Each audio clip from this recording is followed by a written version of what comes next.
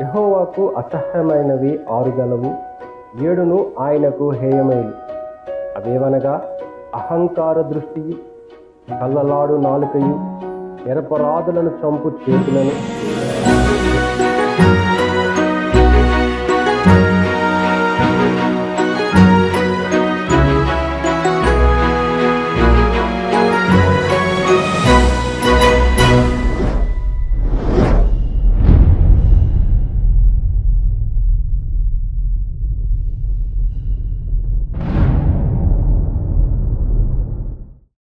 పరిశుద్ధ నామమున మీ అందరికీ శుభాలు, వందనాలు తెలియజేస్తున్నాను.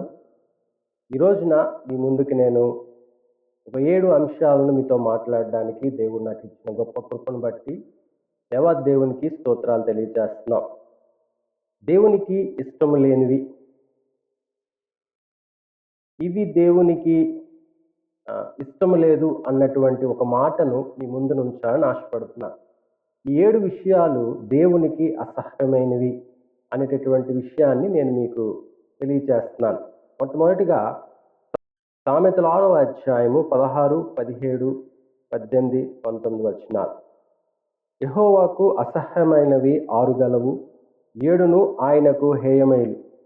అవేవనగా అహంకార దృష్టియు, కళ్ళలాడు నాలుకయు, నిరపరాధులను చంపు చేతులను, దురాలోచనలు యోచించు హృదయమును, కీడు చేయుటకు త్వరపడి పరుగులెత్తు పాదములను, లేని వాటిని పలుకు అబద్ధ సాక్ష్యము, అన్నదమ్ములలో జగడములను పుట్టించువాడును అనేటటువంటి ఈ మాటలు దేవునికి అస్సలు ఇష్టము లేనటువంటివి, హేయమైనటువంటివి అనేటువంటి విషయాన్ని నేను మీకు తెలియజేస్తున్నాను.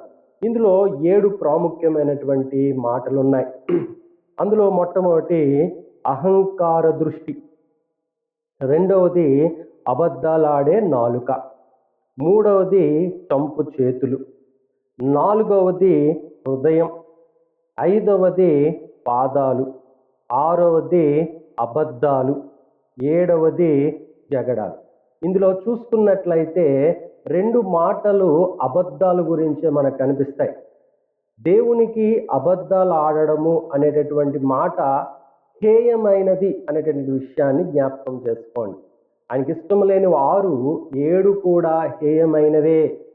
ఈ 7వది లేకపోతే కలిపితేనా లేకపోతే ఏమిటి అని ఆలోచించే కన్నా ఈ 7 విషయాల్లో మనం ఒకవేళ ఉన్నట్లయితే వాటి నుండి దూరపరుచుకోగలిగితే బాగుంటుంది. ఎందుకంటే ఇవన్నీ మనతో ఇమిడిపోయి ఉన్నాయి.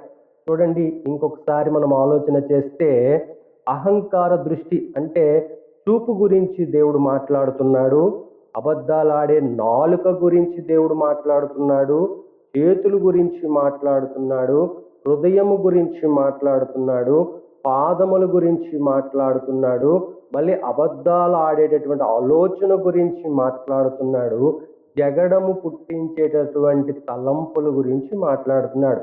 ఒక రకంగా మనిషిలో చాలా ఇంపార్టెంట్ అయినటువంటి విషయాలన్నిట్లో ఈ 7 విషయాల్ని మనము స్క్రూట్నీ చేసుకోగలగాలి, చూసుకోగలగాలి. క్రైస్తవులుగా ఉంటున్న మన జీవితాల్లో ఈ 7 మాటలు ఏవైతే ఉన్నాయో వాటి పట్ల బైబిల్ ఏమిటి తెలియచేస్తుంది, మనం ఏ రకంగా ఉంటున్నాము అనేటటువంటి విషయాన్ని మనం ముందుకి వెళ్తూ కొనసాగుదాం. అందులో చూసుకున్నట్లయితే మొట్టమొదటిగా అహంకార దృష్టి.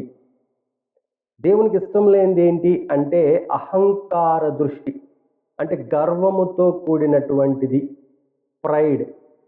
ఏమంటే చాలాసార్లు మనము చాలామందిని, చిన్నవారిని లేకపోతే మన తోటి వారిలో ఉన్నటువంటి వ్యక్తులతో మనం చూసినట్లయితే వాడికంటే నేను గొప్పవాడిని అనేటప్పుడు వాడిని చూసేటటువంటి చూపు ఏదైతే ఉందో అది ఎలా కనిపిస్తుందట, అహంకార దృష్టితో అది కనిపిస్తుంది. అంటే దేవుని యొక్క పిల్లల్లో కనిపించకూడనటువంటి ఒక అంశం లేకపోతే ఒక క్వాలిటీ ఏమిటి అని అనుకుంటే అహంకారం అనేటటువంటి దృష్టి మనలో ఉండకూడదు. నువ్వు ఏ స్థితిలో ఉన్నప్పటికీ కూడా దేవుని ప్రేమను బట్టి మనము ఒదిగేటటువంటి వారముగా, దేవుని ప్రేమను బట్టి మనము తగ్గించుకునేటటువంటి వారముగా, దేవుని ప్రేమని బట్టి మనము ఆకర్షించుకునే ప్రేమ కలిగినటువంటి వారముగా ఉండాలి తప్ప ఎప్పుడు కూడా అహంకార దృష్టి కలిగి మనము ఉండకూడదు. ఈ అహంకారం ఎప్పుడు వస్తుంది? లేకపోతే ఈ యొక్క గర్వం ఎప్పుడు మనలో కనిపిస్తుంది అని అంటే, మనము ఎదుటి వారి కన్నా గొప్పవారము, నాకన్నా వారందరూ కూడా చిన్నవారు, నేను చెప్పిందే వారు చెయ్యాలి, వారికి నేను కాదు నాకే వారు బానిసలై ఉండాలి అనేటటువంటి ఒక తలంపు ఏదైతే ఉందో అందులో నుండి ఈ మాటలు మనకి కనిపిస్తున్నాయి. అందుకనే కీర్తనకారుడు ఈ విషయం గురించి మనకు మాట్లాడుతూ, కీర్తనలు 10వ అధ్యాయము 4, 5 వచనాలు. దుష్టులు పొగరెక్కి యెహోవా విచారణ చేయడనుకొందురు, దేవుడు లేడని వారెల్లప్పుడూ యోచించుదురు, వారెల్లప్పుడూ భయము మానుకొని ప్రవర్తింతురు. నీ న్యాయ విధులు ఉన్నతమైనవి, వారి దృష్టికి అదంకుడను, వారు తమ శత్రువులందరినీ చూచి తిరస్కరింతురు. ఇక్కడ కనిపిస్తున్నటువంటి మాట ఏంటంటే, దుష్టులు పొగరెక్కి యెహోవా విచారణ చేయడనుకొందురు. చూడండి, కీర్తన ఖచ్చితంగా చెప్తున్న, దేవుడు లేడు అని అనుకుంటారు, దేవుడు విచారణ చెయ్యడు అని అనుకుంటారు, దేవుడు లేడు కాబట్టి మాకు నచ్చినట్లుగా మేము ప్రవర్తించవచ్చు అని అనుకుంటారు, మేము దేవుని చేతి కిందన ఉంటున్న వారము అనే విషయం వారు మర్చిపోతారు. ఏ పని చేయడానికైనా సరే వారు వెనుకాడరు. భయం అనేది వారికి ఉండదు. గర్వం అనేది వారిలోకి వచ్చి దేవుడు ఎవడు, ఎక్కడ ఉన్నాడు అనేటటువంటి ఆలోచన వారిలో క్రియేట్ అవుతుంది అనేటటువంటి విషయాన్ని ఇక్కడ మనకు కనిపిస్తుంది. అందుకనే దుష్టులు పొగరెక్కి, ఎవరు పొగరెక్కుతారట? చూడండి, అహంకార దృష్టి కలిగినటువంటి వారు. అందుకే దుష్టులు అనేటటువంటి పదం కూడా వాడుతున్నారు. ఏమండి, ఎప్పుడైతే మనము దేవుణ్ణి విడిచిపెట్టి సొంతముగా ఉంటామో, సొంతముగా ఆలోచిస్తామో, సొంతముగా మన ప్రయత్నాలు చేస్తుంటామో, అందులోని మనము దేవుడు లేడు అన్న సంగతి మనకు అనిపిస్తుంది అంటే మనము దుష్టుల కేటగిరీలోకి వెళ్ళిపోతున్నామేమో. ఈ సంఘం ఈ మాటను ఆలోచించండి. దుష్టులు పొగరెక్కి యెహోవా విచారణ చేయడనుకొందురు, దేవుడు లేడని వారు ఎల్లప్పుడూ యోచించుదురు. ఏమంటున్నారట? దేవుడు లేడు. ఎప్పుడు కూడా వాళ్ళ మైండ్లో ఒకటే ఉంటుంది, ఇదంతా మాదే, మేమే, నేనే అనేటటువంటి ఆలోచన ఉంటుంది. కనుకనే వారికి దైవ భయం అనేది ఉండదు. ఎప్పుడైతే దైవ భయం ఉండదో వారు ఏం చేస్తారు అంటే వారికి నచ్చినట్లుగా వారు ప్రవర్తిస్తారు అనేటువంటి విషయాన్ని నేను జ్ఞాపకం చేస్తున్నాను. వారికి నచ్చినట్లుగా వారు ఉంటారు. ఏమండి, రెండవదిగా చూసుకుందాం. కీర్తనలు 18వ అధ్యాయము 27వ వచనంలో కూడా ఒక మాట మనకు కనిపిస్తుంది. మొట్టమొదటిగా, దుష్టులు దేవుడు లేరనుకుంటారు, వారు చెడుతనం వైపు వెళ్తారు, వారు దేవునికి విరోధముగా ఉంటారు అనే విషయాన్ని మనం చూసాం. ఇప్పుడు చూసినట్లయితే కీర్తనలు 18, 27వ వచనం చూసినట్లయితే, శ్రమపడు వారిని నీవు రక్షించదవు, గర్విష్ఠులకు విరోధమై వారిని అణిచివేసెదవు. శ్రమపడు వారిని నీవు రక్షించదవు, గర్విష్ఠులకు విరోధమై వారిని ఎవరైతే గర్విష్ఠులై ఉంటారో వారికి దేవుడు విరోధి అయి వారిని ఏం చేస్తాడంటే అణిచివేస్తాడు అనే విషయాన్ని జ్ఞాపకం చేస్తున్నాడు. ఎప్పుడైతే మనము అణిచివేయబడతామో దేవుని దృష్టిలో నుండి, దేవుని యొక్క చెప్తున్న పనిలో నుండి, మన జీవితాల్లో నుండి మనము గర్వము కలిగిన వారమైతే మనము అణిచివేతకు లోనవుతాము అనేటటువంటి మాట కనిపిస్తుంది.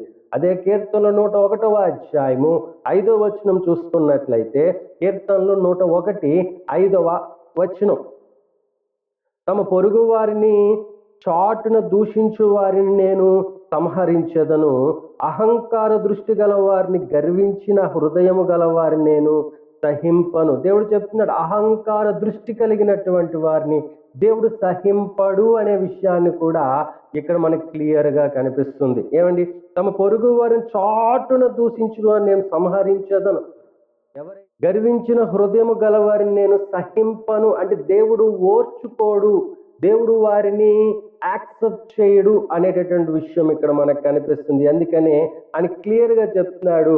ఏం మాట ఉందంటే అహంకార దృష్టి కలిగిన వారిని ఆయన ఒప్పుకోడు, సహించడు అనే విషయం మనం చూస్తున్నాం.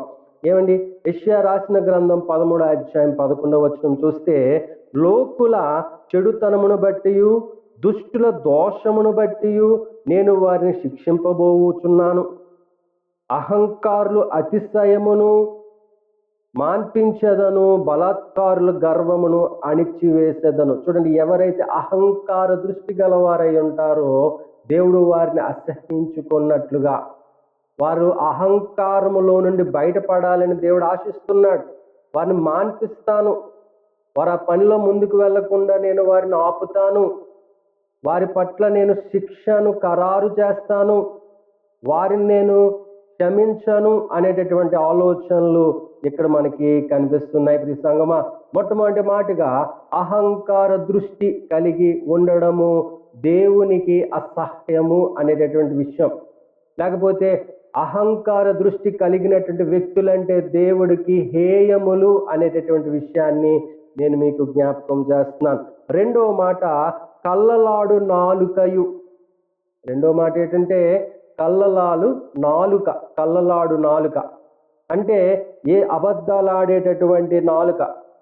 ఏమండి, ఈ నాలుక అన్నది ఎటువైపైనా తిరుగుతుంది అన్నటువంటి విషయం మనకు తెలుసు. నాలుగుకి నరం ఉండదు, ఎంతవరకైనా అది మాట్లాడగలదు అని తెలుసు, ట్విస్ట్ చేయగలదు అని తెలుసు. పౌలు గారు చెప్తున్నారు, నాలుక శరీరానికి ఒక ఇచ్ఛాని, ఒక కొలమాని, ఒక దిక్సూచి. ఏమండి, పడవకి ఓడకు ఏదైతే నావ వెనకాతల ఉన్నటువంటి ఆ యొక్క దర్శిని అంటే మార్గాన్ని తిప్పేటటువంటిది ఎలాగైతే ఎంత అవసరమో ఆధ్యాత్మిక జీవితంలోనైతేనేమి కానీ, మనిషి యొక్క జీవితంలోనైతేనేమి కానీ నాలుక చాలా ప్రాముఖ్యమైనది అనే విషయాన్ని జ్ఞాపకం చేస్తున్నాడు. అందుకనే ఈ నాలుకను నువ్వు జాగ్రత్తగా కాపాడుకోకపోతే ఇందులో నుండి వెలువడుతున్న ప్రతి ఒక్క శబ్ద తరంగము ఏమవుతుంది అంటే అది నిన్ను హాని చేసేదిగా కూడా మారిపోవచ్చు. ఏదైతే మంచిది అంటున్నామో దాని నుండే హాని తలపించుకునేది కూడా ఉంది అనే విషయాన్ని జ్ఞాపకం చేస్తున్నాను. అందుకనే సామెతలు రాసిన గ్రంథము 12వ అధ్యాయము 13వ వచనాన్ని మనం చదువుకున్నట్లయితే, పెదవుల వలన దోషము అపాయకరమైన ఉరి, నీతిమంతుడు ఆపదను తప్పించుకొనును. పెదవుల వలన జరిగేటటువంటి దోషము అపాయమైనటువంటి ఉరి. కనుకనే నీ పెదవులలో నుండి వస్తున్న ప్రతి మాటను బట్టి నువ్వు జాగ్రత్తగా ఉండాలి అని చెప్పి సామెతలు మనకి తెలియచేస్తుంది. కీర్తనలు 62:4వ వచనంలో మనం చూసినట్లయితే, అతని ఔన్నత్యము నుండి అతని పడద్రోయుటకే వారు ఆలోచించుదురు, అబద్ధమాడుట వారికి సంతోషము, వారు తమ నోటితో శుభవచనములు పలుకుచు అంతరములలో దూషించుదురు. ఏమనుంది అంటే వారు నోటితో శుభవచనాలు పలుకుతున్నా అంతరంద్రియములో వారు దూషణకరమైన ఆలోచనలు కలిగి ఉన్నారు. ఏమండి, వారు నీతో నవ్వుతూ మాట్లాడొచ్చు కానీ వారి అంతర్గతంలో నీ మీద ఎంత కుట్ర దాగి ఉందో నీకు తెలుసా? మనం పెదవులలో నుండి వస్తున్నటువంటి శబ్దాన్నే మనం విని మనం అర్థం చేసుకునే వారిగా ఉండగలుగుతున్నామా? లేకపోతే వారి అంతర్గతములో వారు ఏమి ఆలోచించి నా దగ్గరకు వస్తున్నారో అనేటువంటి ఆలోచన మనం చేయగలుగుతామా? అందుకనే కళ్ళలాడు నాలుక దేవుడికి అసహ్యమైనది. ఎందుకంటే మనం కూడా దేవుని దగ్గరికి పెదవులతో స్తుతించడానికే వస్తున్నాము కానీ హృదయముతో ఆరాధించడానికి రావడం లేదు. ఈ సంగమా, దేవుడు మన పెదవులను చూసి మోసపోయేవాడు కాదు కానీ ఆయన చూసేది మన హృదయము లోపల నుండి వచ్చేటటువంటి విషయాలతో ఆయన ముడిపడి ఉన్నాడు. అందుకనే మీరు పెదవులతో వచింపవద్దు, స్తుతించొద్దు. మరి ఎలాగండి అంటే దేవుడు అడుగుతున్నాడు, ఆత్మతోనూ సత్యముతోనూ నన్ను ఆరాధించాలి. ఒకటే, నిజముగా, అబద్ధీకులుగా కాదు. సంఘం అనేది ఆరాధించేటప్పుడు అబద్ధీకముగా కాదు ఆరాధించాల్సింది, హృదయపూర్వకముగా. అందుకనే ఇక్కడ అది చెప్తున్నటువంటి మాటలో మనకు కనిపిస్తుంది, అవును, ఔన్నత్యము నుండి అతని పడద్రోయుటకే వారు ఆలోచించుదురు. నిన్ను పడద్రోయాలని ఆలోచనే, నిన్ను నాశనము చేయాలని ఆలోచనే ఉంటుంది. అబద్ధ మాటలు వారికి సంతోషము, వారు తమ నోటితో శుభవచనములు పలుకుచు అంతరంధ్రమును దూషించుదు. అందుకని వారు ఏం చేస్తారు? అబద్ధమే మాట్లాడుతారు, అబద్ధమే వారికి నచ్చుతుంది. ఈ అబద్ధము ద్వారానే వారు సంతోషించగలుగుతున్నారు. అందుకనే క్రైస్తవ సమాజంలో ఉంటున్న మనము, క్రైస్తవులుగా ఉంటున్న మనము, దేవుని ఎరిగిన వారిగా ఉంటున్న మనము ఏ రకంగా ఉండాలి అని అంటే, అబద్ధమాడేటటువంటి వారిగా మాత్రం ఉండకూడదు. అందుకనే యేసు ప్రభు ఒక మాట చెప్పాడు, మీరు అవునంటే అవును, కాదంటే కాదు అన్నట్లుగా ఉండాలి కానీ మీరు అవునని కాదన్నట్లుగా, కాదని అవునన్నట్లుగా మీరు ప్రవర్తించకూడదు అన్నది దేవుని యొక్క ఉద్దేశం. మీరు చేయగలిగితే నేను చేయగలను అని చెప్పండి, మీరు చేయలేకపోతే మేము చేయలేము అని చెప్పండి. అంతేగాని చేయలేని పని చేయగలమని చెప్పి, చేయగల పని కూడా చేయలేమని చెప్పి తప్పించుకునే అబద్ధీకులుగా మాత్రం మనము ఉండకూడదు.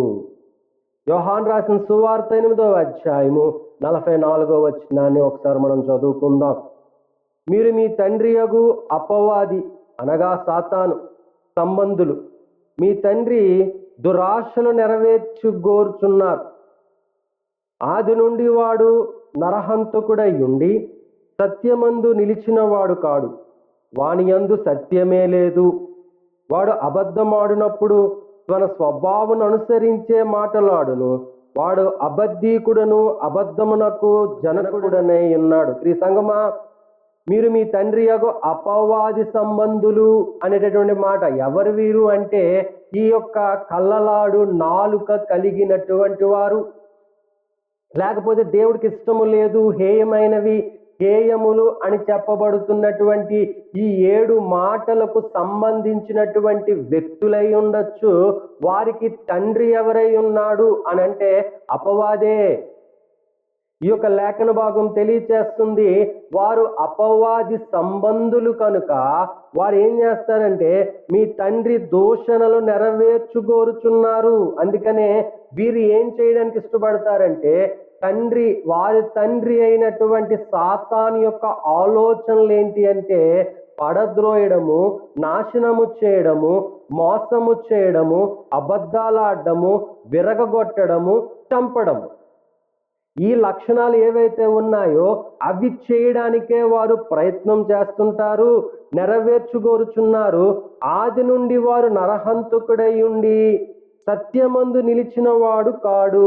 ఎవడండి ఇతను? సాతాను. ఈ సాతాను ఎవడంటే ఆది నుండి వాడు నరహంతకుడై ఉండి సత్యమందు నిలిచిన వాడు కాడు. ఎప్పుడైతే కళ్ళలాలు నాలుక కలిగినటువంటి వ్యక్తులమై ఉంటామో, ఆ స్వభావాన్ని మనము మార్చుకోలేకుండా ఉంటామో, మన తండ్రి అయిన దేవాది దేవుడు కాకుండా ఈ యొక్క అపవాదే మనకి తండ్రి అయి ఉంటాడు.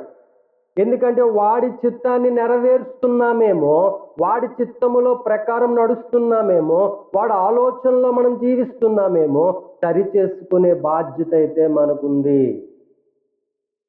ఈ సంఘం ఆలోచించండి. వాడు చెప్తున్నాడు, మీ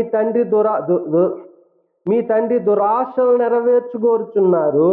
ఆది నుండి వాడు నరహంతకుడై ఉండి సత్యమునందు నిలిచిన వాడు కాడు, వాని యందు సత్యమే లేదు. వాడి యందు ఏం లేదు? సత్యమే లేదు. వాడు అబద్ధమాడినప్పుడు తన స్వభావము అనుసరించే మాటలాడును. వాడు ఏం చేస్తాడంట? వాడు అబద్ధాలకి బేస్లెస్. వాడు ఏం చూసుకొని తను అబద్ధాలు ఆడతాడు అని అంటే, తన అబద్ధం ఆడినప్పుడు తన స్వభావాన్ని అనుసరించి అబద్ధాలు ఆడుతాడు. తను ఎలాగా అబద్ధమాడి అవ్వను మోసపరిచాడో మీరు జ్ఞాపకం చేసుకోండి. తను ఎలాగా అబద్ధమాడి యేసు ప్రభు యొక్క శిష్యుణ్ణి మోసపరిచాడో మీరు అర్థం చేసుకోండి. తను ఎలాగా అబద్ధమాడి నిన్ను నన్ను మోసము చేసి దేవునికి సన్నిహితముగా ఉండకుండా నాశనము చేస్తున్నాడో అది మీరు అర్థం చేసుకోగలిగితే సరిపోతుంది. ఆది నుండే వాడు ఇటువంటి స్వభావము కలిగిన వాడు అనే మాట తెలియచేస్తూ, వాడు అబద్ధీకుడును అబద్ధమునకు జనకుడనై ఉన్నాడు.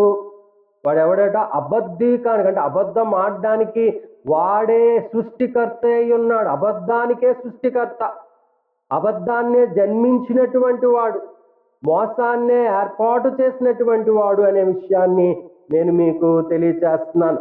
ప్రకటన గ్రంథము 21వ అధ్యాయము 8వ వచనం మనం చదువుకుంటే, ప్రకటన గ్రంథము 21:8 వచనం, పిరికి వారును అవిశ్వాసులను అసహ్యులను నరహంతకులను వ్యభిచారులను మాంత్రికులను విగ్రహారాధికులను అబద్ధీకులందరూ అగ్నిగంధకములతో మండు గుండములో పాలు పొందురు. ఇది రెండవ మరణము.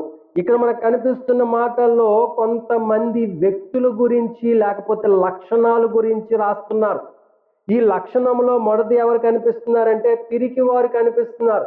పిరికితనం దేవుడు మనకి ఇవ్వలేదు. ఏమండి, ఈ పాట మన జ్ఞాపకం ఉంటుంది. పిరికితనం దేవుడు మనకివ్వలేదు, పిరికితనం దేవుడు మనకివ్వలేదు, శక్తియు జ్ఞానము మంచి మనసిచ్చేను. ఈ సంగమా, దేవుడు మనకి శక్తి, బలము, జ్ఞానము, మంచి మనస్సు, దృఢమైన సంకల్పము, గెలవగలిగిన శక్తి దేవుడు మనకిస్తే, సాతాను మనలో ఏమి నూరు పోరుస్తుంది అంటే పిరికితనాన్ని అది నూరు పోరుస్తుంది. దానికి తోడుగా అవిశ్వాసులను, ఏమంటే రెండవ కేటగిరీలో మనం ఎలాగుంటామంటే విశ్వాసము కోల్పోయేటటువంటి వారముగా అవిశ్వాసులుగా కనిపిస్తాము. అసహ్యులను, నరహంతకులను, వ్యభిచారులను, మాంత్రికులను, విగ్రహారాధికులను, అలాగనే అంతేకాదు కానీ అబద్ధీకులను. వీరికి ఏం చేస్తున్నారంటే అగ్నిగంధకములతో మండుగుండములో పాలు పొందుతారంటే వీళ్ళందరినీ కూడా దేవుడు ఏం చేస్తున్నాడంటే అగ్నిగుండము రెండవ మరణానికి అప్పగించేస్తాను అనేటటువంటి మాట మనకి ఇక్కడ కనిపిస్తుంది. ఏమండి, ఎవరైతే కళ్ళలాలు నాలుకతో మాట్లాడుతారో, ఎవరైతే దురాలోచన కలిగి ప్రవర్తిస్తుంటారో, ఈరోజు ఈ లోకములో ఈ సమయంలో వారు పబ్బం గడుపుకోవచ్చేమో కానీ పరలోకములో వారు పప్పులేవి కూడా ఉడకవు అనే విషయాన్ని నేను మీకు తెలియజేస్తున్నాను. మీరు ఈ విషయంలో జాగ్రత్త కలిగి ఉండకపోతే, ఈ విషయాల్లో మీ మనసుల్లో కానీ దృఢముగా ఉంచకపోతే, ప్రియ సంగమా, అటువంటి దుర్భరమైన పరిస్థితుల్లో నువ్వు ఉండొచ్చేమో. జ్ఞాపకము చేసుకో. నీ నాలుక ద్వారా నువ్వు నరకానికి, అగ్నిగుండములో పడి రెండవ మరణానికి వెళ్ళిపోయే స్థితిలో ఉంటావో, లేకపోతే నీ నాలుకను సరిచేసుకొని, నీ యొక్క మాటను సరిచేసుకొని, నీ జీవితాన్ని సరిచేసుకొని నిత్య జీవితములో నువ్వు ఉంటావో ఆలోచించుకోండి. ఏమండి, కీర్తనలు 101:7 వచనం మనం చూసుకున్నట్లయితే,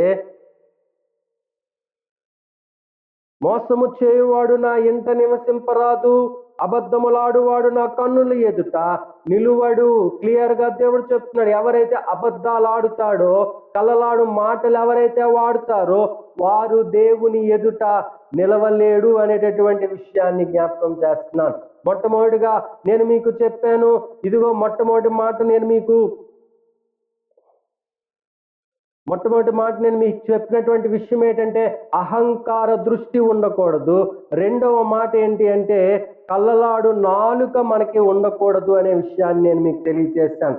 మూడవది దేవుడు చెప్పినటువంటి అసహ్యించుకునేటటువంటి విషయం.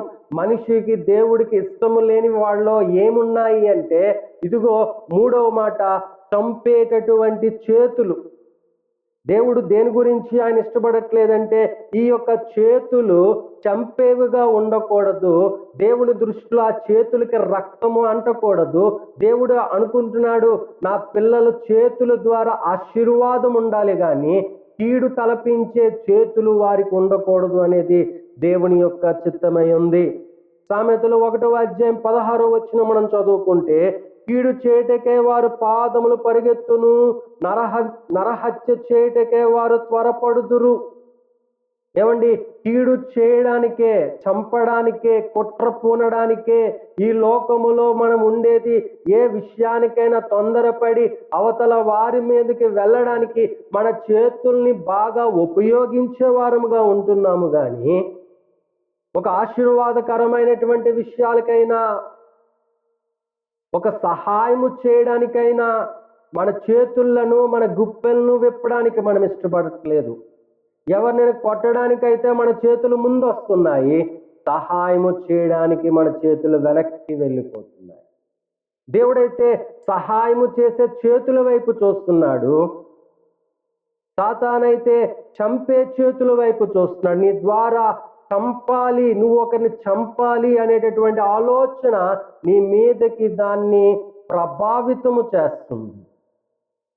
దాని గుప్పెట్లో ఉంటే మనం ఖచ్చితంగా చంపడానికే ఇష్టపడుతుంటామే తప్ప నిజముగా దేవుని మంచి కొరకు ఆలోచించేటటువంటి వారంగా మనము ఉండము. యెషయా గ్రంథము 1వ అధ్యాయము 21వ వచనం చూసుకుంటే, అయ్యో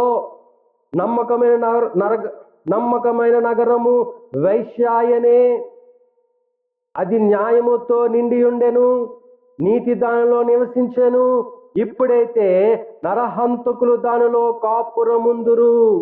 ఒకప్పుడు ఎలాగుండేవారు అనేటటువంటి విషయాన్ని చూపిస్తున్నారు ఇక్కడ. అయ్యో నమ్మకమైన నగరము వైశ్య అయిపోయింది, నమ్మకమైన వారు పాడైపోయారు, నమ్మకముగా ఉంటున్న సంఘము పాడైపోయింది, నమ్మకముగా ఉంటున్నటువంటి బిలీవర్ పాడైపోతున్నాడు, నమ్మకముగా ఉంటున్నటువంటి సమాజము పాడైపోతుంది. ఎందుకు అంటే అది న్యాయముతో, ఒకప్పుడు అది ఎలాగుండేది అంటే న్యాయముతో నిండి ఉండెను, నీతి దానిలో నివసించను. ఒకప్పుడు ఏం కనిపించాయంటే నీతి న్యాయములతో కూడినటువంటి సమాజము కనిపించేది, సంఘము కనిపించేది, కుటుంబము కనిపించేది, వ్యక్తులు కనిపించేవారు. కానీ ఇప్పుడు ఏమైపోయింది? ఇప్పుడైతే నరహంతకులు దానిలో కాపురం ఉంటున్నారు. అంటే పూర్తిగా అది వ్యతిరేకముగా మార్చబడిపోయింది. ఎందుకు అంటే వారి తండ్రి దేవుడైన యెహోవా, దేవుడైన యేసు ప్రభు కాదు కానీ, తండ్రి అయిన దేవుడైతే కాదు కానీ వారి దేవుడు ఎవరైపోయారంటే సాతాను అయిపోయింది. కనుకనే కదా ఇటువంటి దుర్భరమైన పరిస్థితిని వారు చూడగలుగుతున్నారు. వారు ఎందుకు ఇటువంటి జీవితాలు కలిగి ఉన్నారు అంటే, వారు నరహంతకులుగా ఎందుకు మార్చబడిపోతున్నారు అంటే అక్కడ నీతి న్యాయము ఏలుబడి చేయడం లేదు. ఎప్పుడైతే నీతి న్యాయము ఉంటుందో ఆ ప్రాంతములో హంతకులైనటువంటి వారు, వ్యభిచారులైనటువంటి వారు ఉండేవారు కాదు. కానీ ఎప్పుడైతే నీతి న్యాయాన్ని పక్కత్రోవన పెడతారో ఖచ్చితంగా ప్రాంతములోని వ్యభిచార తత్వము లోకములోనికి ప్రవేశిస్తుంది. దాని ద్వారా ఖచ్చితంగా నరహంత చేసేటటువంటి చేతులు బయలుదేరుతున్నాయి. మనుషులు ఈరోజు క్రూరముగా మారిపోతున్నారు. ఒకప్పుడు ప్రేమగా పలకరించుకునేటటువంటి మనుషులు ఇప్పుడు ఎవరు కూడా హృదయపూర్వకముగా కలుసుకోలేకపోతున్నారు. ఒకప్పుడు ప్రేమతో ఉన్నటువంటి సమాజము ఈరోజు ఉక్రోషముతో ఉన్నటువంటి సమాజముగా మార్చబడిపోతుంది అనే విషయాన్ని జ్ఞాపకం చేస్తున్నాను. 4వ మాట, దురాలోచన యోచించు హృదయము గురించి మనం ఇప్పుడు ఆలోచన చేద్దాం. ఏమండి, దురాలోచన యోచించు హృదయము నీలో ఉన్నట్లయితే, అంటే ముసుగు వేసుకునే స్వభావము. యేసు ప్రభు చెప్పాడు, అయ్యా శిష్యులారా, నేను మిమ్మల్ని ఇదిగో మనుషుల పట్టు జాలలుగా చేసి తోడేళ్ళు మధ్యకు నేను పంపిస్తున్నాను అని చెప్పాడు. ఇక్కడ ఎవరున్నారు అంటే చుట్టూ కూడా తోడేళ్లే మన చుట్టూ ఉంటున్నాయి. అంతేకాదు ఈ తోడేళ్ళు మేక యొక్క గొర్రె యొక్క ముఖాన్ని కప్పుకొనేటటువంటి తోడేళ్ళై ఉన్నాయనే విషయాన్ని జ్ఞాపకం చేస్తున్నాను. ఆదికాండము 6వ అధ్యాయము 5, 6 వచనాలు చూసుకున్నట్లయితే, నరులు చెడుతనము భూమి మీద గొప్పదని వారి హృదయం యొక్క తలంపులలోని ఊహ అంతయు ఎల్లప్పుడూ కేవలము చెడ్డదని యెహోవా చూచి తాను భూమి మీద నరులను చేసినందుకు యెహోవా సంతాపము నొంది తన హృదయములో నొచ్చుకొనెను. మొట్టమొదటిగా ఈ మాట, దేవాది దేవుడు ఈ భూమిని సృష్టించిన తర్వాత ఈ భూమి మీద మానవ జాతి ఏ రకంగా ఉండాలో ఆలోచించుకొని ప్రిపేర్ చేసినటువంటి మానవుడు తన జీవిత గమ్యాన్ని మార్చుకొని ఎలా తయారయ్యారు అంటే, వ్యభిచారులుగాను, నరహంతకులుగాను, వేషధారులుగాను ఎలాగైతే మారిపోయారో వారిని చూసినప్పుడు దేవుడు ఎంతో హృదయములో నొచ్చుకున్నాడు అనే విషయాన్ని జ్ఞాపకం చేస్తున్నారు. ఇది ఈరోజు నిన్నో మొన్నో జరిగింది కాదు. మానవ స్వభావములోనే ఎక్కడో ఈ మార్పు జరిగిపోయింది. ఈ కొత్త నీరు మనలోకి ప్రవహించేసింది. ఈ డిఎన్ఏలోని ఎక్కడో ఈ పాపపు ఛాయలు, మరకలు అంటుకొని ఉండిపోయాయి. కనుకనే మనము ఎప్పుడు కూడా దేవునికి దూరమైన ఆలోచనలు కలిగే మనం ఉంటున్నాము అనే విషయాన్ని జ్ఞాపకం చేస్తున్నా. సామెతలు 24వ అధ్యాయము 2వ వచనం చూస్తే, వారి హృదయము బలాత్కారము చేయి యోచించును, వారి పెదవులు కీడును గూర్చి మాటలాడును. ఏం చేస్తారట? వారి హృదయం ఎప్పుడు కూడా ఇదిగో బలాత్కారము చేసేటటువంటి ఆలోచనలు కలిగే ఉంటారు. ఎప్పుడు కూడా ఎదుటి వారిని దూషించే ఆలోచనలు కలిగే ఉంటారు. ఎప్పుడు కూడా తన చుట్టూ ఉన్న వారికన్నా నేను గొప్పవాడిని ఆలోచన కలిగి దురాలోచన చేస్తూనే ఉంటారు.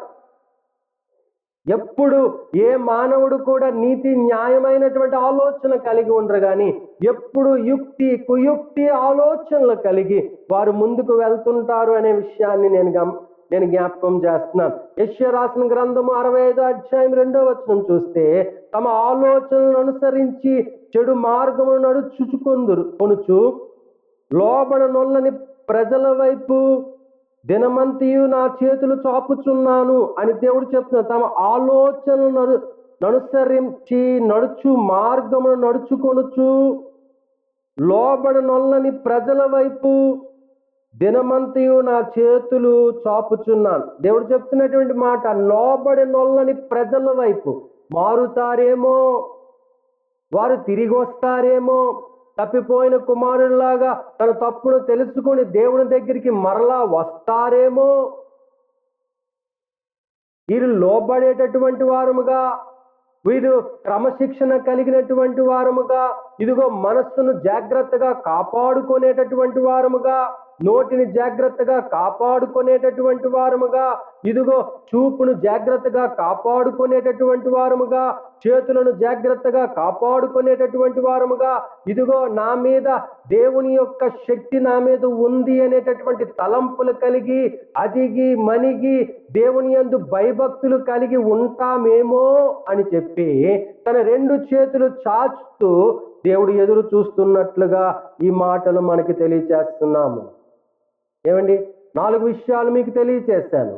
నెంబర్ 1, ఇదిగో గర్వముతో కూడిన చూపులు కలిగి మనం ఉండకూడదు, అహంకార దృష్టి. నెంబర్ 2, కళ్ళలాడు నాలుక. నెంబర్ 3, చంపే చేతులు. నెంబర్ 4, హృదయము అనే విషయాన్ని మనం తెలుసుకున్నాం. దురాలోచనలు యోచించు హృదయం గురించి మనం ఆలోచన చేసాం. 5వ మాట మీ ముందు ఉంచుతున్నాను. కీడు చేయుటకు త్వరపడి పరుగులెత్తే పాదాలు మనకు ఉండకూడదు.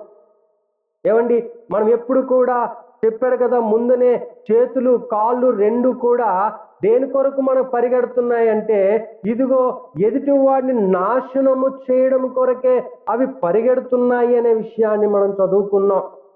యెషయా రాసిన గ్రంథము 59వ అధ్యాయము 7వ వచనం చూసినట్లయితే, వారి కాళ్ళు పాపము చేయు పరిగెత్తుచున్నవి, నిరపరాధులను చంపుటకు అవి త్వరపడుచు, వారి తలంపులు పాపహేతుకై తలంపులు పాడును నాశనము వారి త్రోవలో ఉన్నవి. ఇందాక చదువుకున్న మాటే, ఖచ్చితముగా మనకి ఇక్కడ ఏం కనిపిస్తుంది అంటే మన కాళ్ళు చేతులు రెండు కూడా నిరపరాధులను చంపడానికే ప్రయత్నం చేస్తుంటాయి.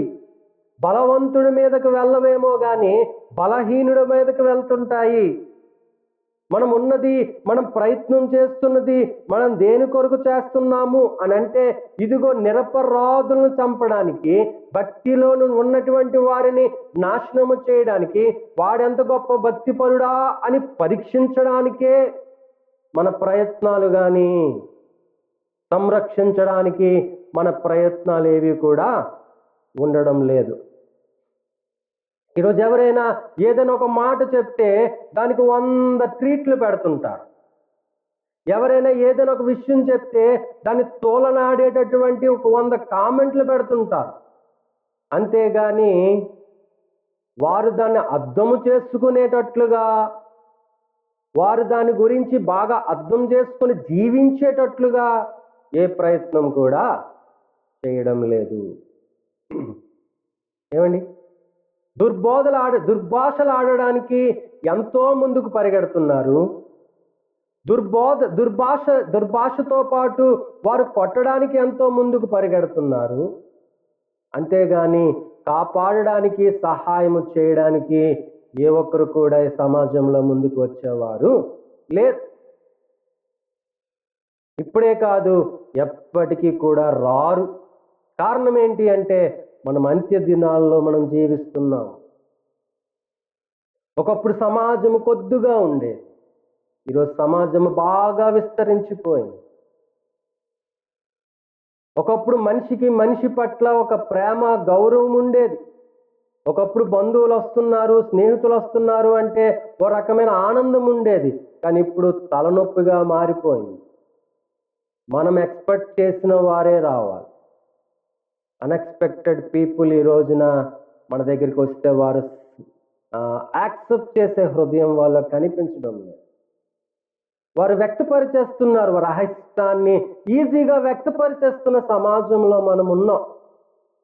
దగ్గరతో ఉన్నటువంటి వారితో మాటలు మనకు కష్టం, కానీ ఎక్కడెక్కడో ఉన్నటువంటి వారితో స్టార్ట్ చేసుకుంటూ జీవితాన్ని గడిపేసేటటువంటి సొసైటీలో మనం జీవిస్తున్నాం. ఈ సంఘం ఆలోచన చేయండి, నీ చేతులు నీ కాళ్ళు దేని కొరకు పరిగెడుతున్నాయి? ఏమండి, కీడు చేయడానికి పరిగెడుతున్నాయా, మేలు చేయడానికి పరిగెడుతున్నాయా? రోమిలికి రాసిన పత్రిక 3వ అధ్యాయము 15 నుండి 18 వచనాల్లో ఉన్నటువంటి భాగాన్ని మనం చదువుకుందాం.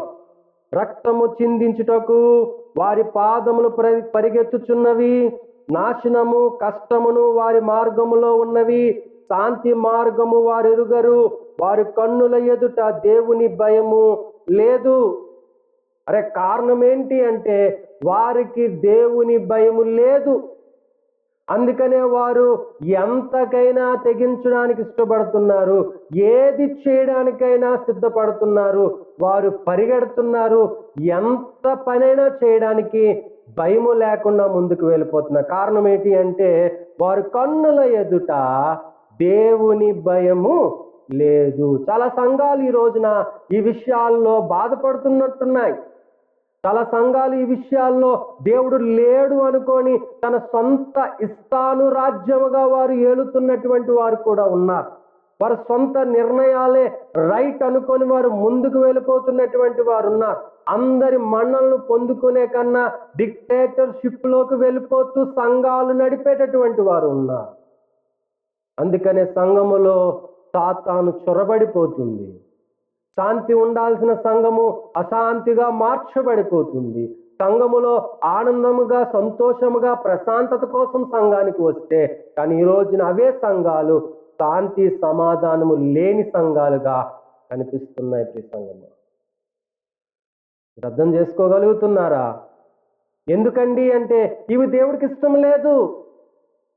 ఇది ఎవరిలో ఉంటే వారు దేవుని రాజ్యానికి రారు, వారు ఖచ్చితముగా రెండవ మరణానికి అప్పగించబడతారు అనే విషయాన్ని వారు మర్చిపోయారు. కారణం దేవుడే లేడు అన్నటువంటి ఆలోచన, మేమే దేవుళ్ళము అనేటటువంటి ఆలోచన, మమ్మల్ని ఆరాధించండి, మమ్మల్ని గౌరవించండి అనేటటువంటి స్వయ ఆరాధికులుగా వారు మార్చబడిపోతున్నారు. కనుకనే ఈ రోజున మనం ఇలాంటి పరిస్థితులను చూడగలుగుతున్నాం.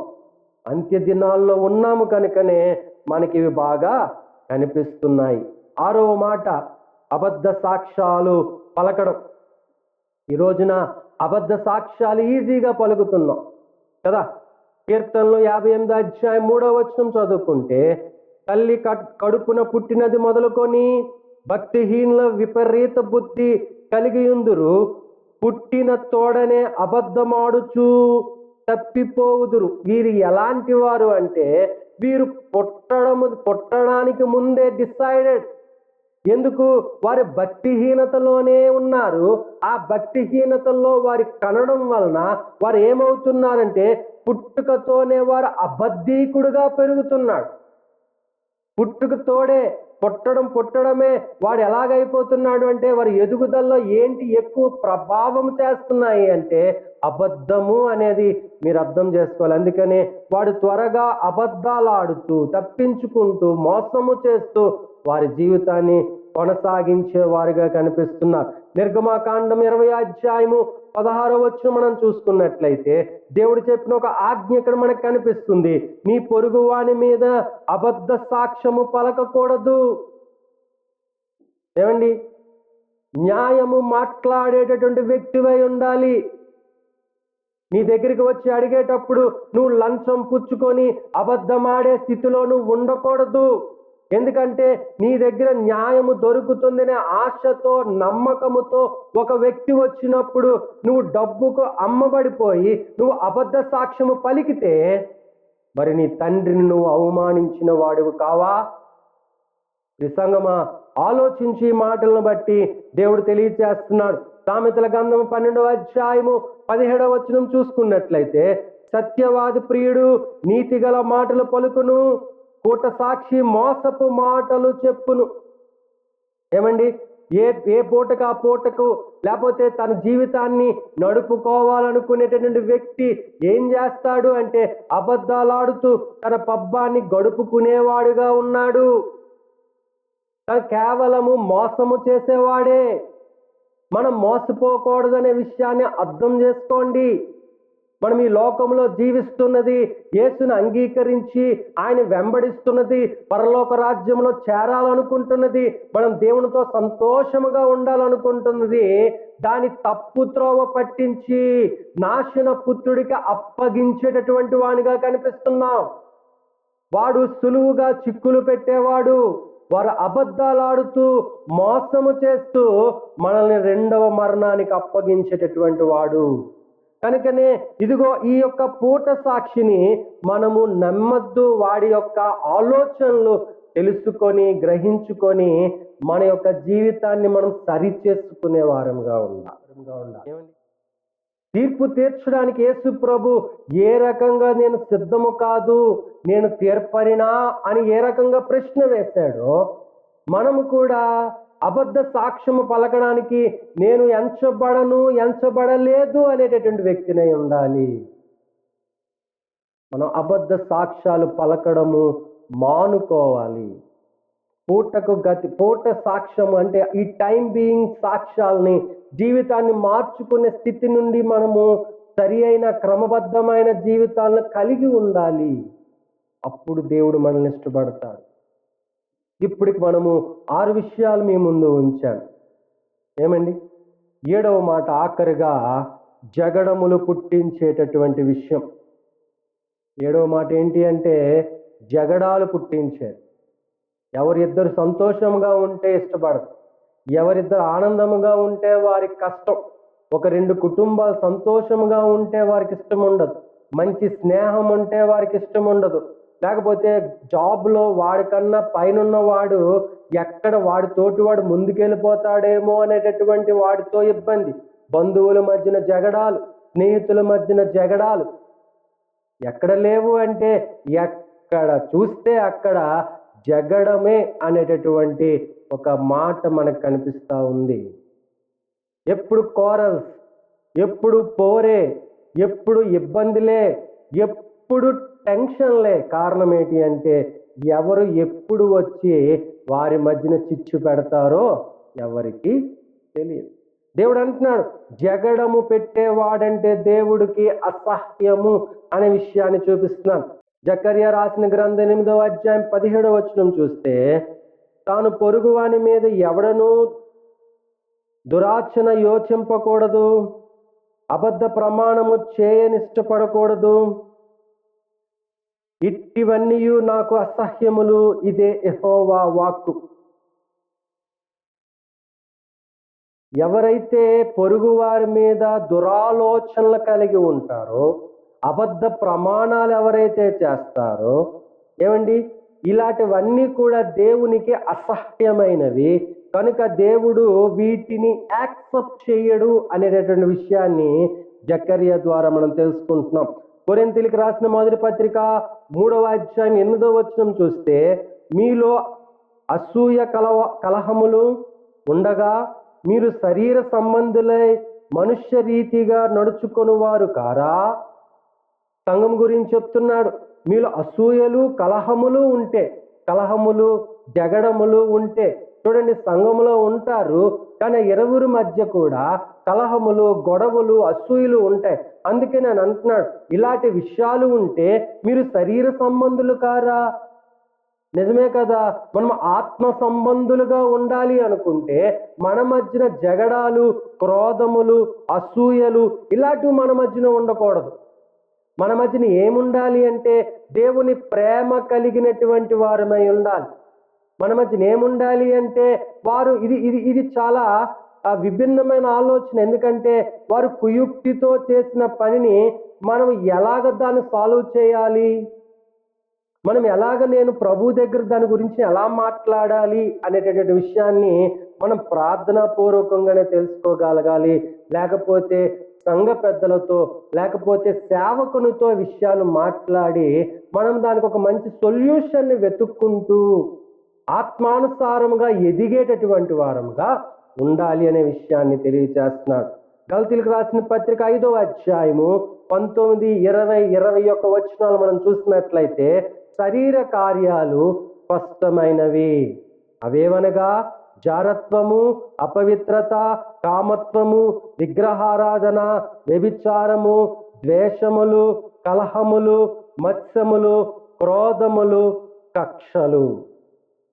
క్లియర్గా ఇక్కడ ఉన్నటువంటి విషయం ఏంటి అని అంటే, ఇదిగో మీ శరీర క్రియలు ఏవైతే ఉన్నాయో అవి సంఘములో ఉండడానికి వీల్లేదు, ఆధ్యాత్మిక జీవితంలో ఉండడానికి వీల్లేదు. కనుకనే ఈ జగడములు అనేవి, ఈ యొక్క కొట్లాట్లు అనేవి, ఇబ్బందులు అనేవి మీలో లేకుండా మీరు చూసుకోవాలి. ఒకవేళ ఉన్నట్లయితే మీరు శరీర సంబంధులు. శరీర సంబంధులు అంటే ఇదిగో ఇటువంటి లక్షణాలు మీలో ఉంటాయి. శరీర సంబంధులు దేవుని సంబంధులు కారు. ఎప్పుడైతే మనం శరీర సంబంధులము అనే విషయాన్ని మనకు దేవుడు చూపించాడు అనుకోండి, అప్పుడు మనం ఖచ్చితంగా ఈ శరీర సంబంధత్వాన్ని బట్టి మనము రెండవ మరణానికి అప్పగించబడతాము. అదే మనము వీటి నుండి ఓవర్కమ్ అవ్వగలిగితే, దేవుని రక్తంలో కడగబడిన నేను శరీర సంబంధిని కాదు ఆత్మ సంబంధిని అని చెప్పి నన్ను నేను వేరుపరుచుకొని, ప్రత్యేకించుకొని, అభిషక్తి కలిగి దేవుని ఆత్మను కలిగి నేను జీవించగలుగుతాను. అప్పుడు నేను పరలోక రాజ్యంలో దేవునితో ఉండడానికి అర్హతను సంపాదించుకుంటా. ఏమండి ప్రియ సంగమా, ఈ మాటల్లో మనం చూసుకున్నప్పుడు ఈ యొక్క విషయాల్లో మనకు కనిపిస్తున్నటువంటి విషయాల్లో శరీర సంబంధమైనటువంటి విషయాలు, అంతేకాకుండా 21వ వచనం మనం చదువుకున్నట్లయితే, భేదములు, మితములు, అసూయలు, మత్తతులు, అల్లరితో కూడిన ఆటపాటలు మొదలైనవి, వీటిని గూర్చి నేను మునుపు చెప్పిన ప్రకారము ఇట్టి వాటిని చేయువాడు దేవుని రాజ్యం స్వతంత్రించుకొనని మీతో స్పష్టముగా చెప్పుచున్నాను. ఏం చెప్పాడటండి? ఇవైతే, ఇవి ఉంటే, ఇలాంటివి మీ జీవితాల్లో కనిపిస్తే, ఇలాంటివి మీరు అయ్యి ఉన్నట్లయితే, మీరు శరీరానికి సంబంధించిన వారైతే దేవుని రాజ్యంలో మీరు ఉండనే ఉండరు అనేటటువంటి విషయాన్ని ఇదిగో నేను మీకు తెలియచేస్తున్నాను అనేటటువంటి మాటను నేను మీకు జ్ఞాపకం చేస్తున్నాను. ఈ సంగమా, ఆలోచించుకో. దేవుడికి ఇష్టం లేనివి ఉన్నాయి. దేవుడికి ఇష్టం లేనివి క్లియర్గా ఈ మాటలు మనకు తెలియచేస్తున్నాడు. ఇదిగో సామెతలు రాసిన గ్రంథములో ఈ మాటలు మనకు కనిపిస్తుంది. 6వ అధ్యాయము 16 నుండి 19 వచనాల్లో యెహోవా వాక్కు, అసహ్యములైనవి 6 గలవు, 7 ఆయనకు హేయములు. అవేవనగా అహంకార దృష్టియు, కళ్ళలాడు నాలుకయు, నిరపరాధులను చంపు చేతులయు, దురాలోచన యోచించు హృదయమును, కీడు చేయుటకు పరిగెట్టు పాదములను, లేని వాటిని పలుకు అబద్ధ సాక్ష్యమును, అన్నదమ్ముల్లో జగడమును పుట్టించిన వాడును. చూడండి, ఈ 7 విషయాలు ఏవైతే ఉన్నాయో ఈ 7 మాటలను బట్టి దేవుడు ఆ వ్యక్తిని అసహ్యించుకుంటున్నాడు. ఈ 7 విషయాల్లో నీలో ఒకవేళ ఏవైనా ఉన్నట్లయితే ఈ రోజునే, ఈ క్షణమే దాని కొరకు నువ్వు దేవుని దగ్గర పశ్చాత్తాపడితే తప్పకుండా దేవుడు పశ్చాత్తాపానికి ఆయన ఖచ్చితముగా తనకి సాల్వేషన్ ఇచ్చేటటువంటి వాడు, నిన్ను ప్రేమించేటటువంటి వాడు. ఇవి నాకు తెలియదయ్యా, ఈ విషయాలు నాలో ఉన్నాయి, వీటన్నిటిని నేను సరిచేసుకుంటానని నువ్వు దేవుని దగ్గర ఒప్పుకున్నట్లయితే, ఒప్పుకున్నటువంటి వాడిని దేవుడు తప్పకుండా ఆయన్ని రక్షించేటటువంటి వాడు. ఈ సంగమా, ఇదిగో నీ కంటి చూపుతో, నీ చేతులతో, నీ నాలుకతో, నీ పాదాలతో, నీ హృదయముతో, నీ ఆలోచనలతో, ఇదిగో నీ వలన అనేక మందిని పాడు చేసేటటువంటి తత్వం ఏదైతే ఉందో దాని నుండి నువ్వు బయటపడకపోతే దేవుని రాజ్యంలో ఉండడం మనకి అసాధ్యము. ఈరోజు నీ ఇక్కడ పబ్బం గడిపేసుకోవచ్చు, కానీ రేపంటూ ఒక దినం ఉంది. ఉగ్రత దినం ఒక దినం ఉంది. తీర్పు దినం ఒక దినం ఉంది. మరి ఆ రోజు ఏం చేస్తావు? ఆ రోజు ఎక్కడికి వెళ్ళిపోతావు? ఆ రోజు ఎక్కడ దాక్కుంటావు? ఆ రోజు ఏమని చెబుతావు? ఆ రోజు ఇవన్నీ కూడా నువ్వు చేసి ఈ లోకంలో సంతోషంగా నువ్వు గడిపేసి అక్కడికి వెళ్ళిన తర్వాత అగ్నిగుండములో 2వ మరణంలోకి వెళ్ళిపోతావో. ఈ విషయాలు నాలో ఉన్నాయ్యా, నన్ను క్షమించు ప్రభువా అని చెప్పి ప్రార్థన చేసుకొని తప్పించబడతావో నీ ఇష్టం. సంగమా, ప్రార్థన చేసుకుందాం. పరిశుద్ధుడా దేవా, నీకు వందనాలు, స్తుతులు, స్తోత్రాలు తండ్రి. నీకు ఇష్టము లేని 7 లక్షణాలని చూడడానికి కృపను మాకు అనుగ్రహించు. ఇవి మేము చదువుతుండగా, ధ్యానం చేస్తుండగా, ఆలోచన చేస్తుండగా ప్రభువా, మాలో అనేకమైనవి వీటిలో మేము పడిపోయేటటువంటి వారుగా ఉంటున్నాం. వీటిలో మేము పడిపోతునేటటువంటి వారుగా ఉన్నాం. వీటి గుండా ప్రయాణము చేసేటటువంటి వారుగా ఉన్నాం. వీటి ద్వారా బాధించబడినటువంటి వారుగా ఉన్నాం. వీటి ద్వారా ప్రభువా అనేక మందిని బాధించేటటువంటి వ్యక్తులుగా ఉన్నాము తండ్రి. మమ్మల్ని క్షమించండి. మీ ప్రేమతో మమ్మల్ని హత్తుకోండి ప్రభువా. మేము మారాలనుకుంటున్నాం ప్రభువా, నీకు ఇష్టమైన వ్యక్తులుగా ఉండాలనుకుంటున్నాం. అబద్ధీకులుగా కాకుండా నిజాయితీ పరులుగా, నీతిమంతులుగా ఉండాలని ఆశపడుతున్నామయ్యా. నీ రక్తము మా మీద ప్రోక్షించావు ప్రభువా. ఆ రక్తమును బట్టి నీతి కలిగి జీవించే కృపను మాకు అనుగ్రహించి నడిపించు. త్వరగా రానయ్యున్న యేసు నామమున అడిగి వేడుకుంటున్నాము.